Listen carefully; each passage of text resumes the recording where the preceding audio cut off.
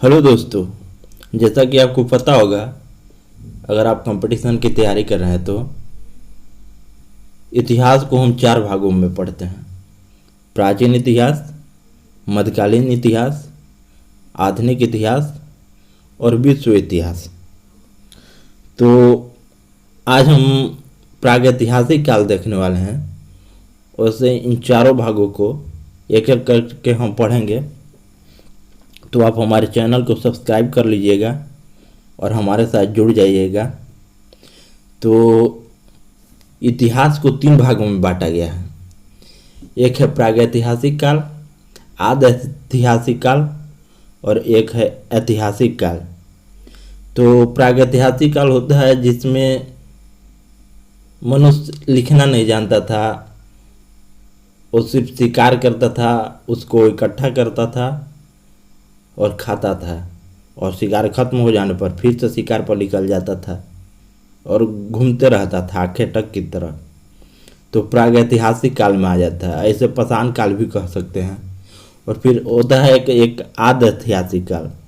इसमें होता है कि मनुष्य लिखना तो सीख लिया, लेकिन उसे कोई अभी तक पढ़ नहीं पाया। और एक होता है ऐतिहासिक काल, जिसे मनुष्य लिखना भी सीखा और आज के मनुष्य उसे पढ़े भी पाए। तो हम नीचे सब लिख चुके हैं, लिख दिए हैं, आप इसे नोट कर लीजिएगा, हम केवल पढ़ दे रहे हैं। तो देखिए, इतिहास का पिता कहा जाता है हेरोडोटस को। हेरोडोटस को इतिहास का पिता कहा जाता है। तो यह मोस्ट इम्पोर्टेंट है। और फिर यहाँ से देख सकते हैं कि इतिहास को 3 भागों में बांटा गया है। प्रागैतिहासिक काल, मानव लेखन कला से इसमें अपरिचित था, यानी वह लिखने नहीं जानता था, इसलिए इस काल का कोई लिखित विवरण नहीं मिलता है। इस युग को पाषाण काल भी कहते हैं। दूसरा है आद्य ऐतिहासिक काल। मानव लेखन कला से परिचित था, पर उस लिपि को कोई अभी तक पढ़ नहीं पाया है। जैसे आद्य ऐतिहासिक काल में हड़प्पा काल आएगा। और फिर होता है ऐतिहासिक काल। इसमें मानव लेखन कला से परिचित था और उसे आज हम पढ़ भी सकते हैं। जैसे जनपद काल के जो इतिहास है, बौद्ध काल का इतिहास, जैन काल का इतिहास, इसे हम पढ़ेंगे आगे जाके। तो इतिहास के 3 रूप है, प्रागैतिहासिक काल, आद्य ऐतिहासिक काल और ऐतिहासिक काल। और तीनों के बारे में हम जान ही चुके हैं। तो हम जैसा कि बताए हैं आपको पहले ही कि आज हम प्रागैतिहासिक काल पढ़ने वाले हैं। और प्रागैतिहासिक काल को पाषाण काल भी कहते हैं। तो प्रागैतिहासिक काल का सर्वप्रथम खोज हुआ था 1863 में रावस ब्रूसफुट ने करी थी, तमिलनाडु के पल्लवरम में। तो क्या हुआ था कि देखो, उस समय जब हमारा देश गुलाम था और उस समय थे यहाँ के गवर्नर जनरल लॉर्ड कैनिंग थे। 1861 के बात है उस टाइम। तो उस टाइम इन्होंने लॉर्ड कैनिंग ने पुरातत्व विभाग का स्थापना करा और उसका अध्यक्ष बनाया अलेक्जेंडर कनिंघम को। तो इसलिए अलेक्जेंडर कनिंघम को कहा जाता है पुरातत्व विभाग का जनक। पुरातत्व विभाग का जनक किसे कहा जाता है? तो अलेक्जेंडर कनिंघम को। तो आप स्टोरी समझ लीजिए, स्टोरी पहले समझ लीजिए, उसके बाद आप लिखिएगा। जैसे उस समय गवर्नर जनरल लॉर्ड कैनिंग था। 1861 के बात है जब पुरातत्व विभाग की स्थापना किया गया। उसका अध्यक्ष बनाया गया अलेक्जेंडर कनिंघम को। और अलेक्जेंडर कनिंघम के अंडर ही काम करते थे रावस ब्रूसफुट। ये जियोलॉजिकल सर्वे ऑफ इंडिया में भूगर्भ वैज्ञानिक और पुरातत्वविद थे। पुरातत्वविद जो भूमि के अंदर क्या क्या है, इतिहास में क्या क्या घटना घटा, उससे रिलेटेड जो भी चीज़ें पृथ्वी के अंदर पाई जाती हैं उसके खोज करने वाले रावस ब्रूसफुट थे। तो क्या होता है कि तमिलनाडु के पल्लवरम में यही काम कर रहे थे 1863 में। तो उस टाइम के जो औजार थे, मतलब प्रागैतिहासिक काल के, पाषाण काल के जो औजार थे, इन्हें मिला था। इसलिए रावस ब्रूसफुट को कहा जाता है प्रागैतिहासिक काल के खोजकर्ता या प्रागैतिहासिक काल का जनक कहा जाता है। तमिलनाडु के पल्लवरम में इसका खोज किया गया था 1863 में, रावस ब्रूसफुट ने करी थी। ठीक है। वर्तमान में पुरातत्व सर्वेक्षण विभाग जो है, वर्तमान में पुरातत्व सर्वेक्षण विभाग संस्कृति मंत्रालय के अंतर्गत आता है। और भारत के सबसे पुराना पाषाण काल का उपकरण जो है बोरी, वह महाराष्ट्र से प्राप्त हुआ था। महाराष्ट्र में जो प्राप्त हुआ था बोरी नामक एक अति उपकरण, वह 14 लाख वर्ष पुराना है। आज से 14 लाख वर्ष पुराना, समझ जाओ। पुरातत्वविद थॉमसन इसका नाम याद रखिएगा, बहुत इम्पोर्टेंट है। कोपेनहेगन संग्रहालय की वस्तुओं के आधार पर प्रागैतिहासिक काल को 3 भागों में बांटा है। तो एक वैज्ञानिक है थॉमसन, कोपेनहेगन में संग्रहालय में बहुत सारी वस्तुएं रखी गई है अलग अलग कालखंड की। तो उसका अध्ययन किया, उसके अध्ययन के बाद इन्होंने प्रागैतिहासिक काल को 3 भागों में बांटा है। पहला है पाषाण काल, और दूसरा है ताम्र युग, और तीसरा है लौह युग। तो इसको भी हम आगे चल के पढ़ेंगे। तो पहले हम पाषाण काल को पढ़ लेते हैं, क्योंकि प्रागैतिहासिक काल भी पाषाण काल के अंदर ही आता है। पाषाण काल को ही कहते हैं प्रागैतिहासिक काल। तो हम पहले पाषाण काल को पढ़ते हैं, उसके बाद ताम्र युग और लौह युग को भी पढ़ेंगे। तो पाषाण काल को 3 भागों में विभाजित किया गया है।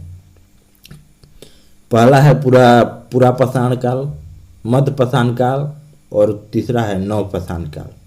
पूरा पाषाण काल को भी 3 भागों में बांटा गया है, पूर्व या निम्न पूरा पाषाण काल, मध्य पूरा पाषाण काल या उच्च पूरा पाषाण काल। तो ये कोई इम्पोर्टेंट नहीं है। पूरा पाषाण काल में ही होमो सैपियंस का आगमन हुआ था। जब ईस्वी शुरू हुआ था उससे 30 या 40 हजार पूर्व जो थे होमो सैपियंस आए थे। होमो सैपियंस वो मनुष्य जो हमारे पूर्वज हैं, होमो सैपियंस कह सकते हैं। उससे पूरा पाषाण काल का जो समय काल हुआ 25 लाख वर्ष से पूर्व से, ईसा पूर्व से 10,000 ईसा पूर्व। तो पूरा पाषाण काल के लोगों के लक्षण क्या थे, तो हम देख लेते हैं। इस समय लोग आखेटक एवं शिकारी थे, खाद्य संग्राहक थे, पशुपालन का ज्ञान नहीं था। आखेटक का मतलब होता है यहाँ दोस्तों घूम घूम कर शिकार करने वाला, एक जगह नहीं रहने वाला। उन्हें क्योंकि शिकार से बचना भी है और नया शिकार भी ढूंढना है, और जब शिकार करते थे तो उसी शिकार को संग्रह कर लेते थे और रख लेते थे। इसी टाइप के लोगों के ऊपर एक मूवी बनी है अल्फा हॉलीवुड मूवी है। तो आप उसे देख सकते हैं और समझ सकते हैं इस समय के लोग कैसा रहते थे और कैसे सरवाइव करते थे। पशुपालन का ज्ञान नहीं था, मतलब उस समय लोग जो है पशुपालन नहीं करते थे, क्योंकि उसी को खाते थे, उसी को क्या पालेंगे। और पूरा पाषाण काल में जो है आग का ज्ञान था इनको, पर उसका उपयोग नहीं जानते थे, क्योंकि पहले पत्थर था, जंगल था, और पत्थर था तो पत्थर टकराते थे, आग लग जाती थी, जंगल में देख के डर जाते थे। लेकिन इसका उपयोग कैसे करना है, इसको नियंत्रित कैसे करना है, इन सब के बारे में नहीं जानते थे। और शायद आग लगने के कारण ही दूसरे जगह चले जाते होंगे डर के मारे, क्योंकि सारे जानवर भी तो आग लग जाने के बाद भाग ही जाते हैं। तो ये भी भाग जाते होंगे, क्योंकि इनका व्यवहार भी जानवरों से जाता है। कृषि का ज्ञान नहीं था इन्हें, कृषि नहीं करते थे। यानी ये चीज़ें इम्पोर्टेंट है, इसलिए इसे याद रखिएगा। पूरा पाषाण काल में क्या क्या हुआ था। तो पूरा पाषाण काल में ये लोग शिकारी थे, खाद्य संग्राहक थे। आग का भी ज्ञान था पूरा पाषाण काल में, पर उसका उपयोग भले न जानते हो, लेकिन आग को जानते थे कि आग होता है। पशुपालन का ज्ञान नहीं था, वो कृषि नहीं करते थे। आंखें टकते तो कृषि कैसे करेंगे, एक जगह रहकर कृषि किया जाता है ना। और औजार जो है स्फटिक पत्थर एक प्रकार का होता है, स्फटिक, और क्वार्टजाइट का होता था उस समय। अथी जो है औजार, उसी से शिकार करते थे। पहले धातु की खोज हुआ नहीं था, धातु की खोज आगे जाकर होता है, जब हम बताएंगे आपको। तो मतलब पत्थर का ही हथियार होता था। औजार में सल्क और ब्लेड होते थे, फलक होता था, ब्लेड को फलक कहते हैं। और फलक के कारण ही मध्य पूरा पाषाण काल को फलक संस्कृति कहा जाता है। वैसे देखिए बहुत सारी जगह पर पूरा पाषाण काल से रिलेटेड बहुत सारी वस्तुएं मिले हैं। तो उस स्थान को और वहाँ क्या मिला है, इस चीज़ को याद रखना बहुत ज़रूरी है। जैसे मद्रास में हेडेक्स उपकरण होता है हाथ से किया जाने वाला हथियार, हाथ से यूज किया जाने वाला हथियार होता है हेडेक्स उपकरण। जैसे हस्त कुठार, कुल्हाड़ी, गणासा और खुरपी। हथनौरा एमपी में है, नर्मदा घाटी में।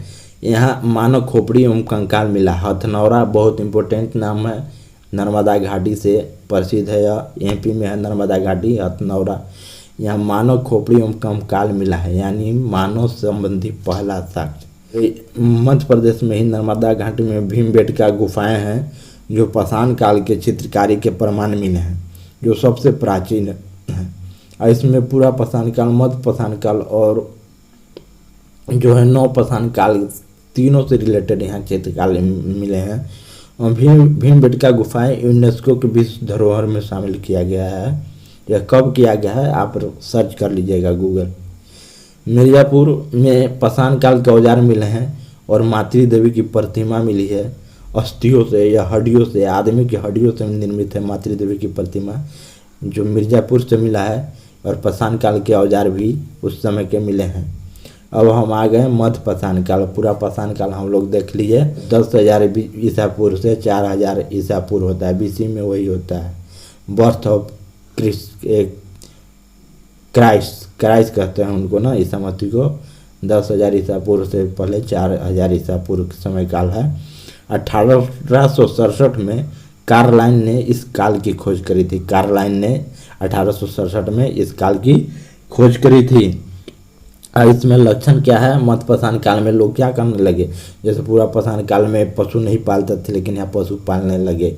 और पहला पालतू पशु था कुत्ता। पहला पालतू पशु कुत्ता को बनाया गया। कुत्ता को पालते थे रक्षा के लिए, क्योंकि वह शिकारी जो भेड़िया होते हैं या ऐसे जानवर जो खतरनाक हो सकते हैं, उनके लिए ऐसे जानवरों को देखकर वो सतर्क करता था इनको। मृतकों का अंतिम संस्कार करना शुरू कर दिया था, यानी मध्य पाषाण काल में 2 महत्वपूर्ण कार्य हुए हैं।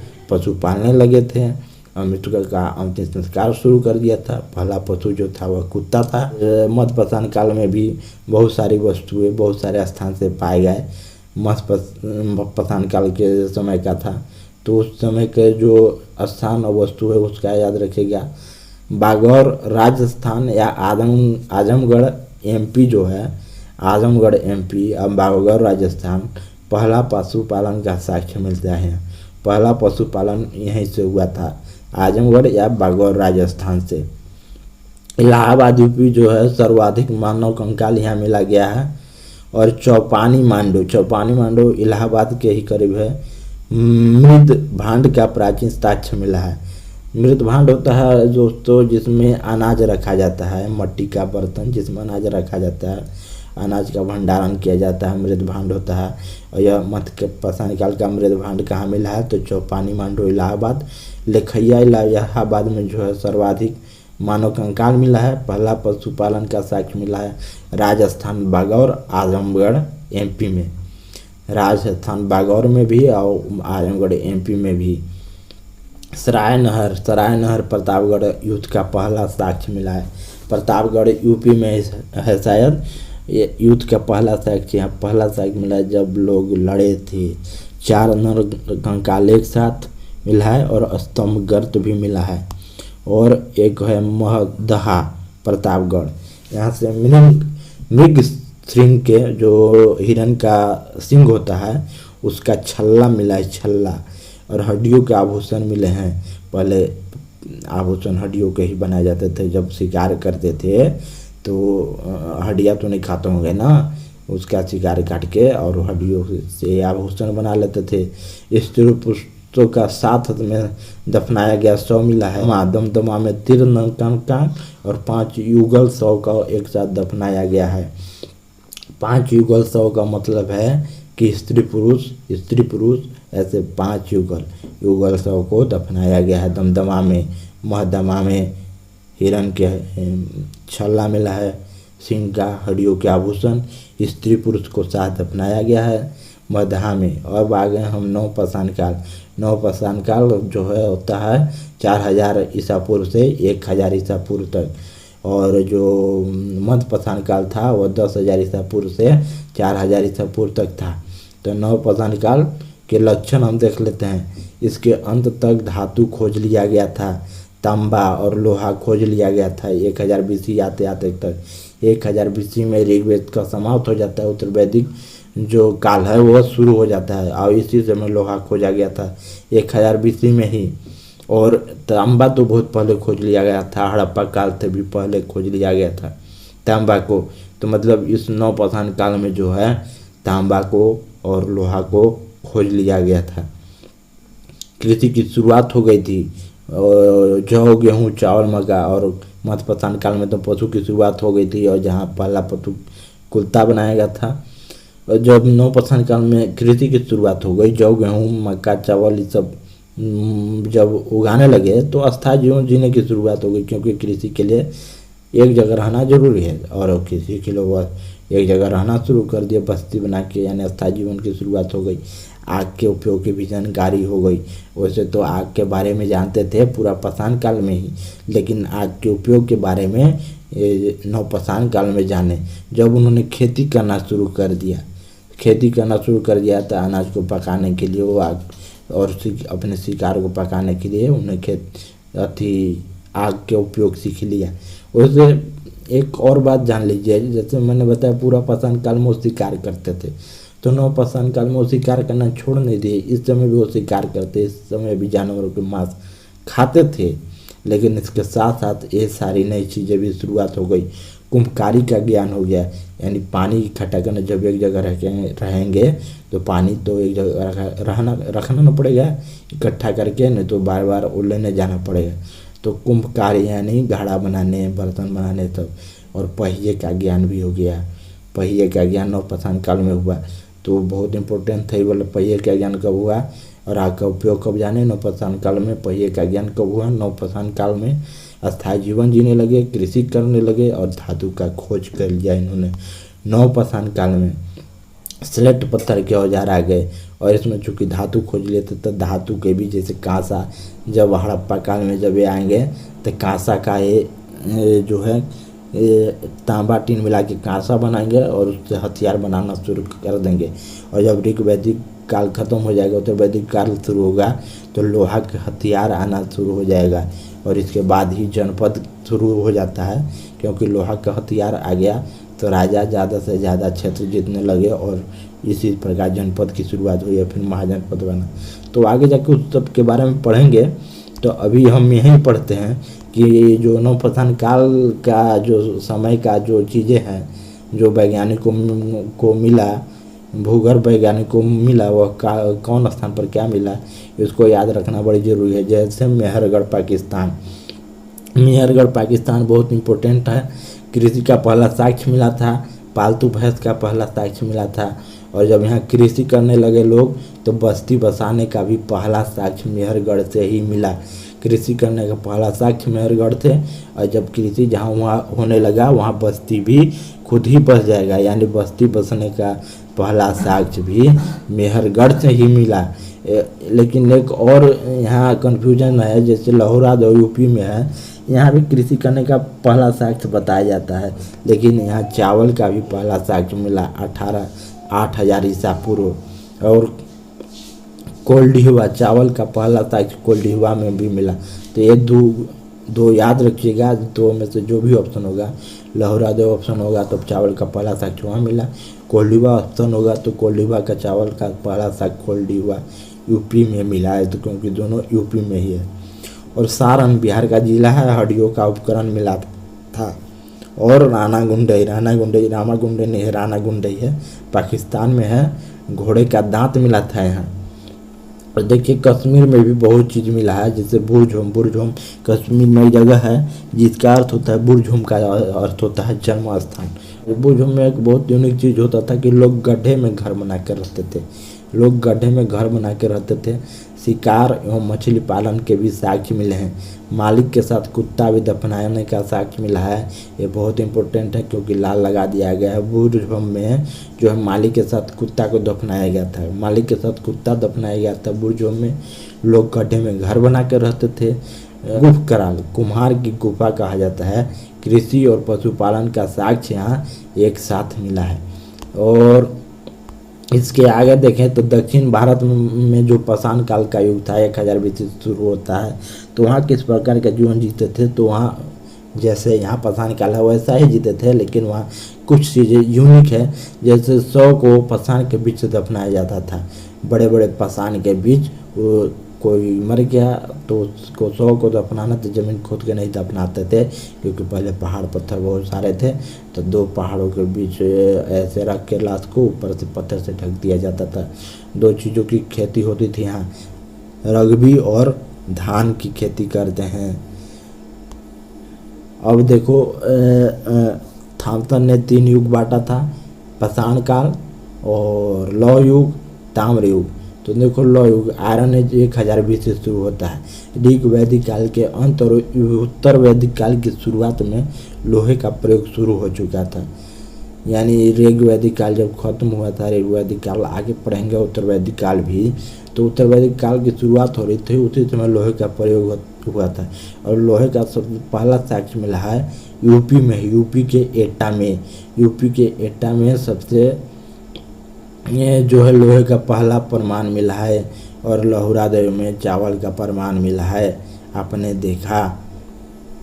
हस्तिनापुर में भी लोहे के प्रमाण मिला था। हस्तिनापुर भी शायद यूपी में ही है या हरियाणा में शायद, अब देख लीजिएगा कहाँ। ताम्रपाषाण काल, ताम्रपाषाण काल जो है 4000 BC से 1000 BC, यानी 4000 ईसा पूर्व से 1000 ईसा पूर्व। देखो मैंने बताया था कि ताम्र युग जब शुरू हुआ, ताम्र युग का जब शुरुआत हुआ और तांबा जब खोजा गया तो हड़प्पा काल से पहले ही खोज लिया गया और हड़प्पा काल के बाद तक चलता रहा। तांबा का धातु लगाकर हथियार बनाया जाना लगा था। और वैसे भी तांबा के बारे में एक याद रखिएगा, तांबा को कॉपर भी कहते हैं, और कॉपर का सर्वप्रथम मानव द्वारा प्रयोग किया गया पहला धातु था कॉपर। यह हड़प्पा के पूर्व से बाद की सभ्यता है। इसमें जब ताम्र जो है ताम्रपाषाण काल चल रहा था, इसमें प्रमुख संस्कृतियाँ का उद्भव हुआ था। उस संस्कृति का नाम याद रखिएगा, क्योंकि इसमें से किसी संस्कृति का नाम पूछ सकता है और पूछ सकता है कि यह कहाँ से बिलोंग करता था, कहाँ इसका उद्भव हुआ था। जैसे मालवा संस्कृति या ताम्रपाषाण युग में ही फला फूला था, और मालवा संस्कृति मालवा वाले क्षेत्र में फला फूला था। और एक है बनास संस्कृति, गणेश्वर संस्कृति, यह राजस्थान में फला फूला था। और राजस्थान में एक और संस्कृति है आहार या गिलिंद संस्कृति। आहार संस्कृति के बारे में याद रखिएगा, यह हड़प्पा काल के समकालीन था। आहार और गिलिंद संस्कृति हड़प्पा संस्कृति के समकालीन था। कायस्थ संस्कृति मध्य प्रदेश में था, कायस्थ संस्कृति। और ताम्र युग के बारे में भी याद रखिएगा कि दामाबाद से हड़प्पा काल में ही दामाबाद में तांबे का रथ मिला था। और श्रीलंका में जीवाश्म के भी साक्ष्य मिले हैं। ताम्र युग के लोगों के जीवाश्म, वहाँ जीव जंतुओं के जीवाश्म जो है श्रीलंका पहाड़ी में मिले हैं। तो दोस्तों उम्मीद करते हैं कि आपको वीडियो पसंद आया होगा। आप हमारे चैनल को सब्सक्राइब करिएगा और इस वीडियो को शेयर कीजिएगा और हमारे साथ जुड़ा रहिएगा, क्योंकि हम क्रम वाइज अभी प्राचीन इतिहास को पढ़ेंगे और नोट्स आपका तैयार करवाएंगे। आपको PDF चाहिए तो आप हमारे इंस्टाग्राम या ईमेल पे संपर्क कर सकते हैं, कांटेक्ट कर सकते हैं, और हमारे इंस्टाग्राम को भी फॉलो कर सकते हैं। और कल हम लाएंगे सिंधु सभ्यता का वीडियो। इतना डिटेल्स वीडियो देखने के लिए आप हमारे चैनल से जुड़े रहिएगा।